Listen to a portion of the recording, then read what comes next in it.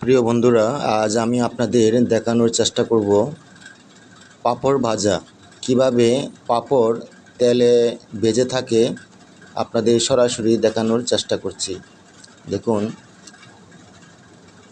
প্রথমে মাসকলাই ডাল দিয়ে রুটি তৈরি করা হয়। তারপর সেই রুটি গরম কড়াইয়ে গরম তেলে দিতেই ভাজা হয়ে যায়। দেখুন, তেল প্রচুর গরম থাকে এবং সেই সাথে উনি একটি করে রুটি দিচ্ছেন আর আলতো করে মেলে ধরে উঠিয়ে নিচ্ছেন। অল্পতেই যেন ভাজা হয়ে যাচ্ছে পাঁপড় ভাজা।